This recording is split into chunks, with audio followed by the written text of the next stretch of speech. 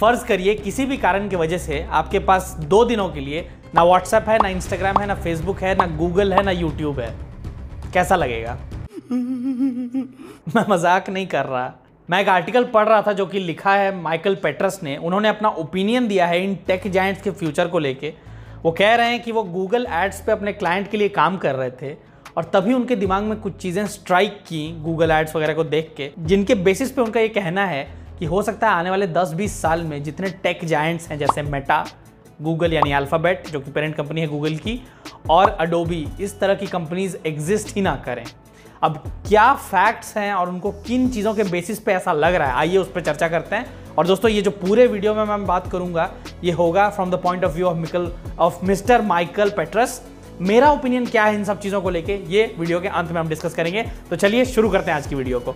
तो दोस्तों सबसे पहले माइकल पेट्रस का जो क्लेम है वो ये है कि the way things are today it is possible that Google may not survive the next 10 to 20 years. ये सुन के हो सकता है बहुत लोगों को लग रहा हो कुछ भी बोलता है ब्रो, गूगल पे दुनिया डिपेंड करती है। आई नो, पर पास्ट में भी ऐसे कुछ इंसिडेंट्स हो चुके हैं जहां कुछ बिजनेसेस इतने ज्यादा सक्सेसफुल थे कि किसी ने सपने में भी नहीं सोचा था कि वो भी फेल कर सकते हैं एक पॉइंट पे। पर फिर भी नए बिजनेसेस के आने के वजह से they were kicked into the dustbin of history.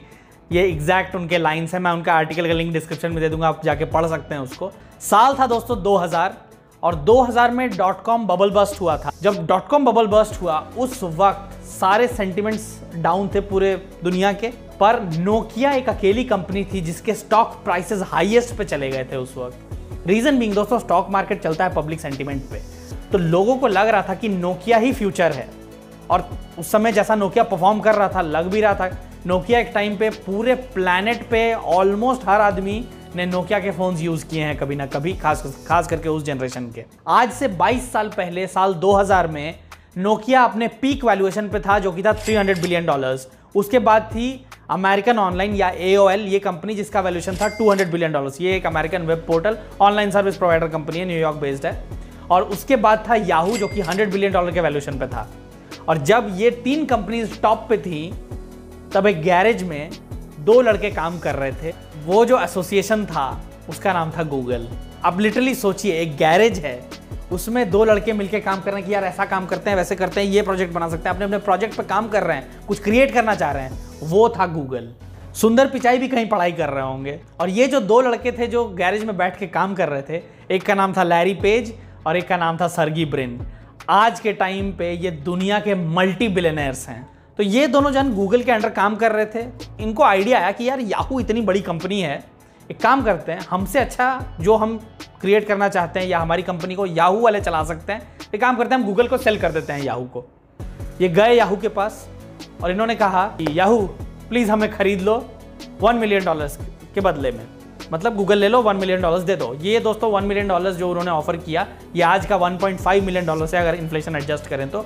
और आज का $1.5 मिलियन मतलब लगभग 12 करोड़ रुपए। 12 करोड़ रुपए में गूगल बिकने को तैयार था और 100 बिलियन की कंपनी थी याहू। 12 करोड़ आराम से उनके पास होंगे। लेकिन याहू ने इस ऑफर को रिजेक्ट कर दिया। पर क्या ये एक याहू की गलती थी? आपको क्या लगता है? कमेंट करके जरूर बताइए। इस वीडियो को अभी पॉज करके जरूर बताइएगा, आपका कमेंट बहुत मैटर करता है। ठीक है, मैंने मान लिया कि आपने कमेंट किया है। पर दोस्तों मुझे लगता है कि शायद ये याहू की तरफ से उतनी बड़ी गलती नहीं थी। ये क्या बात करता है यार? क्योंकि याहू ने सीरीज ऑफ मिस्टेक्स किए हैं जिसके वजह से याहू का डाउनफॉल हुआ। तो शायद अगर गूगल को याहू एक्वायर कर लिया होता तो गूगल उतनी बड़ी कंपनी आज नहीं होती जितनी है। खैर बहरहाल साल बीता, 2000 से साल आया 2002 और याहू के जो CEO थे टेरी सेमल, ये पहुंचे लैरी पेज और सर्गी ब्रिन के पास। मैं तो कुछ और ही समझ रहा था। और इन्होंने ऑफर दिया कि हम गूगल को खरीदने के लिए तैयार हैं $3 बिलियन में। पर लैरी पेज और सर्गी ब्रिन को ये मंजूर नहीं था। उन्होंने बोला कि ठीक है हम सेल करने के लिए तो तैयार हैं गूगल को, लेकिन हमें $5 बिलियन चाहिए। और तब का $5 बिलियन मतलब आज का $7.2 बिलियन। दोस्तों आप देख सकते हैं सिर्फ 2 साल के बाद गूगल जो कि शुरू में आज के $1.5 मिलियन पे बिकने को तैयार था, वो अब आज का $7.2 बिलियन डिमांड कर रहा था सिर्फ 2 साल में। किस लेवल की मेहनत लैरी पेज और सर्गी ब्रिन ने की थी इस कंपनी को बिल्ड करने में। खैर जब लैरी पेज और सर्गी ब्रिन ने $5 बिलियन में इस डील को क्लोज करने को कहा याहू को, तो याहू ने फिर से इस ऑफर को रिजेक्ट कर दिया। खैर, और समय बीता। 18 साल बाद 16 जनवरी 2020 को गूगल बन गई पूरे अर्थ की 4th biggest tech company with a valuation of $1 trillion. Google का जो वैल्यूएशन था, गूगल का जो इंपैक्ट था वर्ल्ड पे, वो स्काई रॉकेट कर गया। वैसे दोस्तों, अगर आप याहू के डाउनफॉल पे एक डिटेल्ड वीडियो चाहते हैं तो कमेंट करके मुझे जरूर बताइएगा। मैं याहू के डिटेल्ड डाउनफॉल पे वीडियो ले आऊंगा, क्योंकि इससे हमें बहुत कुछ सीखने को मिलता है कि एक इंसान या एक कंपनी क्या गलतियां करती हैं रिपीटेडली, जिसकी वजह से उसका इतना शार्प डाउनफॉल होता है। तो do let me know in the comments and I will come up with a detailed video on the same. अब आते हैं दोस्तों वापस टॉपिक पे। नोकिया, ये कंपनी आज भी एग्जिस्ट करती है, स्मार्टफोन मार्केट से या मोबाइल मार्केट से गायब है, और इसका आज का वैल्यूएशन उस समय का सिर्फ 10% का है। टेलीकॉम सेक्टर में कुछ काम वगैरह कर रही है, पर अब ये नाम हर घर में तो नहीं लिया जाता है। इसी तरीके से एक और कंपनी है दोस्तों, अमेरिकन ऑनलाइन AOL। एक समय था जब मिलियंस ऑफ अमेरिकन के लिए इस कंपनी ने इंटरनेट के दरवाजे खोले थे कि आओ इंटरनेट पे आओ। आज के टाइम पे हम इंटरनेट के बिना अपनी जिंदगी सोच सकते हैं? अभी आप मुझे देख रहे हैं, ये भी इंटरनेट के थ्रू ही हो रहा है। एक समय ऐसा था कि इंटरनेट का फ्रंट पेज या सर्च इंजन मतलब AOL ही होता था अमेरिका में, पर इसका भी बहुत डाउनफॉल हुआ और अभी कुछ साल पहले ये कंपनी $4.5 बिलियन में बिक गई वेराइजन को। वेराइजन एक 5G नेटवर्क ऑपरेटर है यूएस में, जिसने अभी हाल ही में कोलैबोरेशन एप्पल के साथ भी किया था। रीजन क्या रहा है दोस्तों इन कंपनीज के डाउनफॉल का? पहला, इतना ज्यादा इंसान अपने सक्सेस में अंधा हो जाता है ना कि वो इनोवेशन करना बंद कर देता है, और खास करके तब जब कोई कंपटीशन मार्केट में अवेलेबल नहीं रहता है। तो कॉम्प्लिसेंट जिसको बोलते हैं, वो हो गई ये कंपनीज एक पॉइंट पे। स्लो हो गई इनोवेशन में, उसी बिजनेस मॉडल पे बहुत ज्यादा रिलाई करने लगी जिसने इन कंपनीज को एक पॉइंट पे मैसिवली सक्सेसफुल बनाया था। पर जैसे जैसे समय बीतता है, बिजनेस मॉडल्स वगैरह भी तो चेंज होने चाहिए ना। अनएक्सपेक्टेडली कुछ सालों में इन कंपनीज को गायब कर दिया गया मार्केट से कंपटीटर्स द्वारा। अब माइकल पेट्रस को लग रहा है अल्फाबेट, जो कि गूगल की पेरेंट कंपनी है, मेटा जो कि फेसबुक, इंस्टाग्राम, व्हाट्सएप की पेरेंट कंपनी है, और अडोबी, कलेक्टिव वैल्यूएशन जिनका $2 ट्रिलियन से भी ज्यादा है, इन कंपनीज के साथ भी यही हो रहा है। पेट्रस का कहना है कि गूगल को रैंक किया जाता है वर्ल्ड्स मोस्ट इनोवेटिव कंपनी में, पर यह कंपनी क्या इनोवेशन कर रही है? गूगल एड्स जो इसका सर्विस है, उनको लग रहा है कि गूगल एड्स पैसा निकाल रहा है एडवर्टाइजर्स से, यानी जो बिजनेसेस हैं, और बदले में जो उनको देना चाहिए मतलब रीच टू द कस्टमर्स, वो बहुत एफिशिएंटली गूगल एड्स नहीं दे पा रहा है। अब इसके पीछे रीजन हो सकता है कि जो इंजीनियरिंग है वो थोड़ी पुअर हो चुकी है या टाइम के साथ ऑब्सोलीट हो चुकी है, या फिर जो मशीन लर्निंग AI जो गूगल ने अडेप्ट किया है वो उतना रेलिवेंट नहीं है टाइम्स के हिसाब से। And he is saying after observing the results these things are very clear, जो उनके वेरी स्मार्ट एल्गोरिथम्स नहीं समझ पा रहे हैं। ये तो बात होगी दोस्तों गूगल एड्स की। Now coming to more important topic, जो कि बिलियंस ऑफ लाइफ या बिलियंस ऑफ लोगों को इंपैक्ट करता है, द सर्च इंजन। गूगल का सर्च इंजन कितना ज्यादा यूज किया जाने वाला चीज है, ये मुझे बताने की जरूरत नहीं है। कि अब हम ये बोलते हैं गूगल कर लो, कोई नहीं बोलता गूगल पे जाके सर्च कर लो, गूगल कर लो। पर पिछले 24-25 सालों से गूगल के इनकॉर्पोरेशन के बाद जो सर्च रिजल्ट्स आते हैं गूगल पे, वो बहुत ज्यादा बदले नहीं है। क्या बात कर रहा है भैया, 5 मिनट तक लग जाता था पहले रिजल्ट आने में, अब कुछ मिली सेकेंड्स के अंदर आ जाता है। That's not what he meant.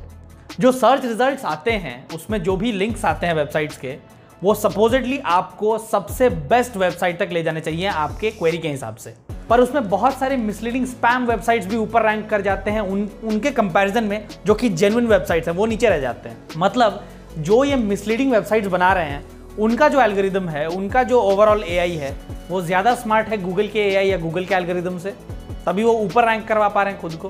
Google इस चीज में बहुत ज्यादा डिटोरिएट कर रहा है और इसको इंप्रूव करने की भी कोशिश नहीं कर पा रहा है अपने मोनोपोली की वजह से।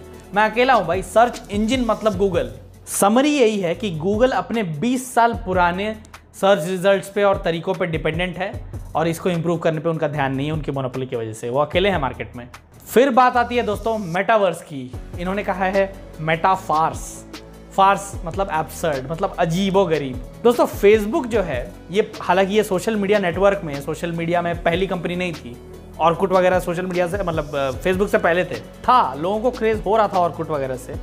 पर फेसबुक जब आया ना, ये वो पहली कंपनी थी जिसने लोगों को चिपकाना शुरू कर दिया फोन स्क्रीन से। मतलब एडिक्शन की शुरुआत अगर कहें तो फेसबुक से होने लगी थी। मुझे भी याद है, हम लोग दोस्त वगैरह जब बात करते थे तो कोई ऑर्कुट यूज़ करता था, जो मतलब एक फेमिलियरिटी डेवलप हो जाती है ना ऐप से या सॉफ्टवेयर से, तो जो लोग ऑर्कुट यूज़ करते थे वो तो अभी ऑर्कुट में ही ज़्यादातर टाइम बिताते थे, पर जो लोग फेसबुक यूज़ करना शुरू कर दिए थे, एक तो वो थोड़ा खुद को स्मार्ट भी समझते थे कि मैं फेसबुक यूज़ करता हूँ, और उनका एडिक्शन भी सोशल मीडिया की तरफ बढ़ने लगा था। कुछ रीज़न ये भी हैं कि फेसबुक में जो ओवरऑल एक्टिविटीज़ थी वो भी ज़्यादा थी, फेसबुक पे अकाउंट्स भी थे, पेजेस भी थे। ओवरऑल एक बहुत अच्छा एक्सपीरियंस देने की शुरुआत की फेसबुक ने उस समय। पर आर्ग्यूमेंट यही है कि 18 साल बाद भी यही है। हाँ, मैं मानता हूँ फेसबुक ने खुद को एक बिजनेस प्लेटफॉर्म बनाने की भी कोशिश की है कि जहाँ से बिजनेसेस हो पाएँ, जो मार्केट की तरह परफॉर्म करे फेसबुक। पर आप मुझे बताइए, क्या फेसबुक इसलिए जाना जाता है? अगर मैं आज बोलूँ फेसबुक, तो आपके दिमाग में क्या आता है? एक बिजनेस वेबसाइट या एक social media website? Social media भाई, जो 18 साल पहले जिस चीज़ के लिए गूगल पॉपुलर था, आज भी उसी लिए है। माइकल का कहना है दोस्तों, जो फेसबुक की लीडरशिप है वो इतनी सेल्फ अश्योर्ड है कि उसने खुद से मान लिया है कि जो 300 करोड़ से ज़्यादा फेसबुक यूजर्स हैं वर्ल्ड वाइड, उनको हम ही कैटर कर लेंगे पूरा। कि क्या वो देखेंगे अगर पॉलिटिकली कुछ इनकरेक्ट ओपिनियन या मीम शेयर कर दिए तो उनको पेनल्टी क्या लगाया जाएगा। ये सारी चीज़ें फेसबुक खुद से डिटरमाइन करके बैठा है कि आप क्या देखोगे, आप पे क्या पेनल्टीज लगाएंगे। तो क्या ये सब सच में सोशल है? और अब फेसबुक दावा कर रहा है कि अगली चीज जो आपका फ्यूचर शेप करेगी, मेटावर्स, जहां VR जो वर्चुअल रियलिटी के हेलमेट्स होते हैं वो घंटों तक पहन के आप दूसरी दुनिया को एक्सपीरियंस करोगे, एक वर्चुअल रियलिटी को एक्सपीरियंस करोगे। और इतना ज़्यादा इनको इस कॉन्सेप्ट पे भरोसा है कि इन्होंने अपनी कंपनी का नाम इस कॉन्सेप्ट के अराउंड दे दिया, मेटा। पर माइकल कह रहे हैं कि बहुत हाइप क्रिएट करने की कोशिश की मेटावर्स के अराउंड, पर क्या यूजर्स इतने हाइप्ड अप हुए? मैं मानता हूं VR मार्केट ग्रो कर रहा है, पर ये ग्रो किस लिए कर रहा है? जो एग्जिस्टिंग गेम्स के नए वर्जन आ रहे हैं, जो VR में एक्सपीरियंस गेम्स का हो रहा है, उसके वजह से वर्चुअल रियलिटी की जो इंडस्ट्री है वो ग्रो कर रही है। जो एग्जिस्टिंग चीज़ें आपके कंप्यूटर या फ़ोन पे हो रही थी, वो VR में कैसा परफॉर्म करेंगी, इसका तो कोई डेटा नहीं है, या इसका ये कोई रीज़न नहीं है करंट VR इंडस्ट्री को ग्रो करने का। कहने का मतलब दोस्तों ये है कि मेटावर्स हो सकता है एक बहुत सच में हमारे फ्यूचर जनरेशन के लिए अच्छा साबित हो। पर यहाँ मुझे जेफ बेजोस की एक बात याद आती है। उन्होंने कहा था डिसरप्टिव टेक्नोलॉजी का कॉन्सेप्ट बहुत वाइड स्प्रेड है आज के टाइम में। मैंने एक वीडियो भी बनाया था डिसरप्टिव टेक्नोलॉजी पे, मैं एंड स्क्रीन पर डाल दूंगा या आई बटन में डाल दूंगा टुवर्ड्स दी एंड। तो उनका कहना है कि आपने कुछ क्रिएट किया जिसने लोगों का बिहेवियर चेंज कर दिया। क्लासिक एग्जाम्पल, हम पहले टैक्सी बाहर लेने जाते थे, अब उबर ओला कर लेते हैं, टैक्सी घर पे आ जाती है ऐप के थ्रू। ये एक डिसरप्टिव टेक्नोलॉजी है जो लोगों का बिहेवियर ही चेंज कर देती है। पहले बाहर जाके खाना खाते थे, आजकल घर पे खाना ऑर्डर कर लेते हैं। उनका कहना है कि आप कुछ क्रिएट करो। कोई भी चीज़ डिसरप्टिव तब नहीं होती है जब आपने कुछ अनोखा क्रिएट किया है। चीज़ें डिसरप्टिव तब बनती हैं जब पब्लिक उसको एक्सेप्ट कर लेती है, और ये बिल्कुल सही बात है। मैंने कुछ बहुत यूनिक क्रिएट किया बाकी से अलग, अगर पब्लिक ने एक्सेप्ट कर लिया तो मतलब मैंने कुछ किया, कुछ बड़ा किया, कुछ अलग किया। दोस्तों, अल्फाबेट जो कंपनी है ये 7 साल से इनकॉर्पोरेटेड है, पर क्या गूगल के अलावा एक भी ऐसा प्रोडक्ट या सर्विस इस कंपनी का है जिसने ग्लोबली लोगों की लाइफ को इंपैक्ट किया हो जो हम जानते हैं? नहीं।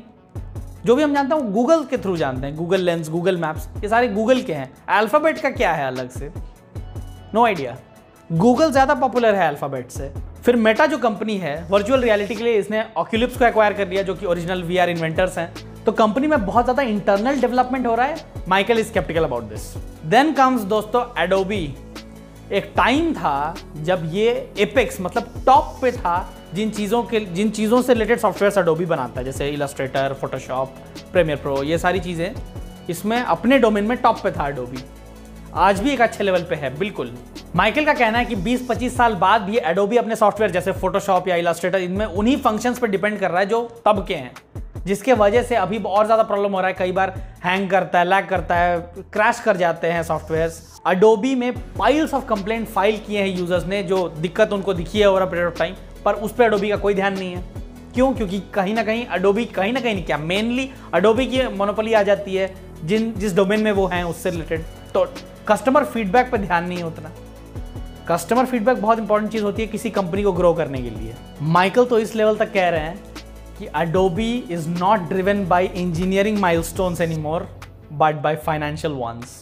2 साल पहले Adobe ने कुछ अपडेट्स लाए थे अपने एग्जिस्टिंग सॉफ्टवेयर्स में, और इस अपडेट में एक बग था जिसके वजह से जो प्रीसेट्स थे लोगों के अपने अपने सॉफ्टवेयर्स में, फोटोज वगैरह जो लोग सेव करके रखे थे, वो परमानेंटली डिलीट हो गए, जिसके वजह से कई लोगों के, मिलियंस ऑफ लोगों का, ये iOS डिवाइसेस पे हुआ था, मिलियंस ऑफ लोगों की सालों की मेहनत बर्बाद हो गई। दोस्तों, कई बार हम लोग कंटेंट क्रिएटर हैं, कई बार थंबनेल्स बनाने में घंटों लग जाते हैं, तो जो बड़े बड़े प्रोजेक्ट्स होते हैं जहाँ बैनर्स वगैरह बनते हैं, किसी फिल्म का हो गया या और बहुत बड़े बड़े प्रोजेक्ट्स का जो होता है, वहाँ महीने सालों की मेहनत होती है, वो अगर एकदम से गायब हो जाए तो भाई बहुत लोगों को तो दोबारा मन ही नहीं करेगा उन चीज़ों को यूज़ करने का, उन सॉफ्टवेयर्स को यूज़ करने का। रोना आ जाता है अगर कभी। तो मेरे साथ भी एक आध बार हुआ है कि हेवी एडिटिंग कर रहे हैं और सॉफ्टवेयर क्रैश कर गया, हालांकि वो एडोबी का नहीं था, दूसरे सॉफ्टवेयर, पर बहुत ख़राब लगता है। परमानेंटली अगर डिलीट हो जाए तो भाई आदमी तो रोने लगेगा। कितनी मेहनत लोगों की लगी है, मिलियंस। आपका इम्पैक्ट कोई 2-4 लोगों पे तो है नहीं, आप मिलियंस लोगों को इम्पैक्ट करते हो। तो ये सब चीज़ें तो ठीक करना बिल्कुल ज़रूरी है ही।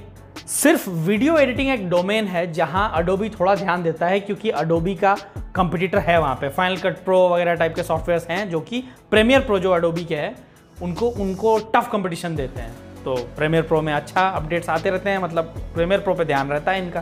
क्या रीज़न है कंपनी इंप्रूव नहीं करती है विथ टाइम?